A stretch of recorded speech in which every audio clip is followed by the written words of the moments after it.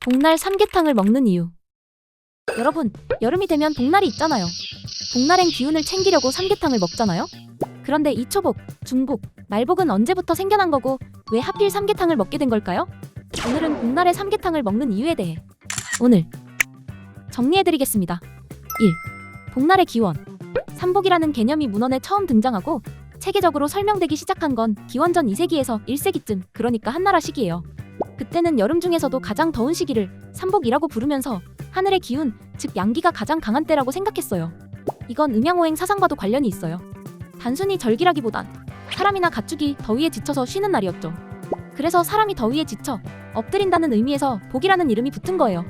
그래서 첫 번째 더운 날은 초복, 그 다음은 중복, 마지막은 말복이라고 부르게 된 거고, 이 개념이 고려랑 조선시대로 넘어오면서 한국에도 자연스럽게 자리 잡았어요. 조선시대 동국세 시기에도 복날엔 게장국을 끓여 먹는다는 기록이 있어요. 그러니까 복날 문화는 중국에서 들어왔지만 한국에서 보양식 문화로 발전한 거죠. 2. 초복, 중복, 말복. 복날은 해마다 날짜가 조금씩 달라요. 이건 단순한 달력 차이 때문이 아니라 복날이 양력이 아니라 음력과 간지, 즉 천간을 기준으로 정해지기 때문이에요. 고대 중국에서는 날짜를 60일 주기로 도는 60갑자를 썼는데 그중 10번째 글자가 바로 경이에요. 그래서 복날은 하지 이후에 찾아오는 경이라는 글자가 들어간 날, 즉 경일을 기준으로 정해요.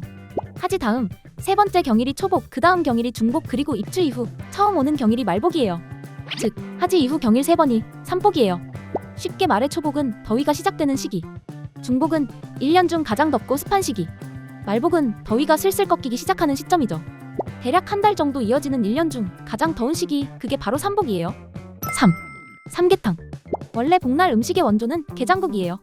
더위에 지친 몸에 기운을 보충하려는 풍습이 있었죠. 조선 후기까지만 해도 복날엔 게장국을 먹는 게 일반적이었어요. 근데 이후로 개고기 문화가 줄어들면서 닭으로 대신 만든 게삼탕이 등장해요. 여기에 인삼, 대추, 마늘 같은 따뜻한 재료를 넣어서 기력을 보충하는 보양식으로 발전한 거죠. 지금 우리가 아는 삼계탕이라는 이름은 1960에서 70년대 산업화 시기쯤 복날엔 삼계탕이라는 광고와 신문 보도 덕분에 전 국민의 복날 대표 메뉴가 된 거예요. 잠깐 스톱. 왜 원래는 보신탕이었을까? 개고기는 불의 기운인 화에 해당하고 복날의 복은 금에 해당해요. 그래서 금의 기운을 불의 기운으로 눌러서 더위를 이기려는 음양오행적 사고가 있었어요. 또한 더운 성질의 고기를 더운 날 먹는다는 이열치열 개념도 있었고요. 그래서 더위에 지쳐 기운 빠진 몸을 회복하려고 개고기를 먹었던 거예요. 4. 현대의 복날. 이젠 시대가 바뀌면서 보양식 종류도 정말 다양해졌죠. 대표적으로 삼계탕, 장어구이, 추어탕, 오리탕, 요즘은 전복죽, 한방 보양죽 같은 메뉴들도 인기가 많아요. 음식은 달라졌지만 그 핵심 의미는 그대로예요. 옛날엔 보신이라고 했고 지금은 체력 보충, 면역력 챙기기라고 말하죠. 즉 복날은 단순히 무언가를 먹는 날이 아니라 한 해 중 가장 덥고 지치기 쉬운 시기에 몸의 밸런스를 회복하고 건강을 챙기는 날이에요. 그럼 정리해볼까요? 복날 문화는 중국에서 들어와 한국에서 발전.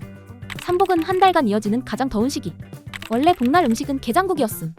복날은 기운이 떨어진 몸을 회복하는 날. 즉 복날 삼계탕은 미신이 아니라 경험에서 비롯된 과학적인 음식이에요. 보양식엔 이유가 있습니다.